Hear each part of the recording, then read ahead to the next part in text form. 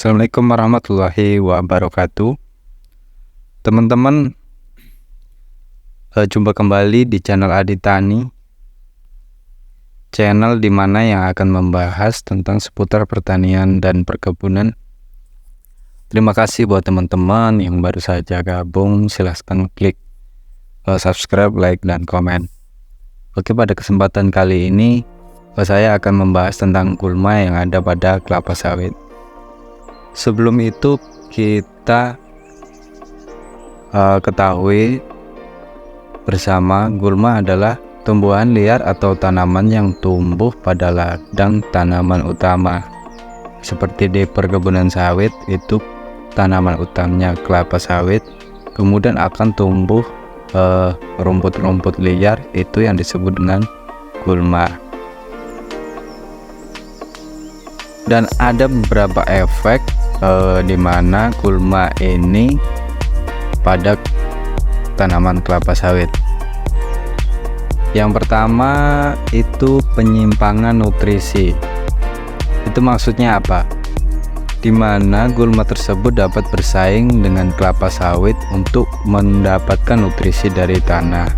Hal ini dapat mengakibatkan kelapa sawit kekurangan nutrisi yang penting seperti nitrogen, fosfor, kalium, dan itu semua yang diperlukan untuk pertumbuhan kelapa sawit yang optimal.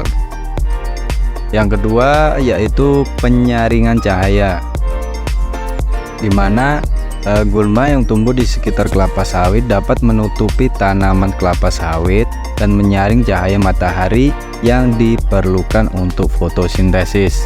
Berarti ini gulmanya sudah terlalu tinggi, teman-teman ya. Misalkan gini, kita baru tanam sawit nih, baru 1 tahun, tapi keadaannya semak, tinggi gulmanya daripada sawitnya, itu akan mengganggu proses fotosintesis. Oke, selanjutnya yang ketiga yaitu menyebabkan penyakit dan hama. Menyebabkan penyakit dan hama. Oke, beberapa gulma dapat menjadi inang bagi hama dan penyakit yang dapat menular ke kelapa sawit. Ini dapat meningkatkan risiko serangan hama dan penyakit pada tanaman kelapa sawit.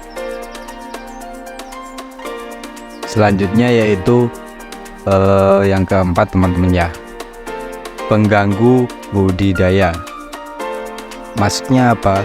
Gulma yang tumbuh di antara barisan kelapa sawit dapat mengakibatkan atau menghambat aktivitas budidaya seperti pemangkasan dan pemanenan, seperti mengganggu akses mekanis ke perkebunan. Jadi mengganggu saat kita melakukan perawatan seperti tunas atau pemanenan. Tentunya kalau perkebunan kita semak, pada saat kita melakukan pemanenan itu akan menghambat atau mengganggu lancarnya jalan panen kita. Oke, yang kelima yaitu penurunan kualitas tanah. Maksudnya apa? Beberapa gulma jika dibiarkan tumbuh secara berlebihan, berarti terlalu semak, dapat merusak struktur tanah dan mengurangi kualitasnya. Hal ini dapat menghambat kemampuan tanah untuk menyimpan air dan nutrisi. Oke, jadi apabila gulma terlalu tinggi, itu akan mengganggu atau merusak struktur tanah. Jadi kesimpulannya, teman-teman, pengelolaan gulma yang efektif sangat penting dalam pertanian atau perkebunan kelapa sawit. Hal ini bisa melibatkan penggunaan herbisida, yang lebih bagus lagi potong manual seperti menggunakan alat parang ataupun mesin pemotong rumput, atau bisa juga menggunakan metode kontrol gulma lainnya untuk meminimalkan dampak negatif gulma pada pertumbuhan dan hasil kelapa sawit.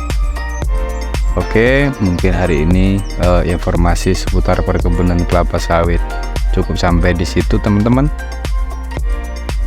Saya ucapkan terima kasih, jangan lupa subscribe, like, dan komen. Saya pamit. Wassalamualaikum warahmatullahi wabarakatuh.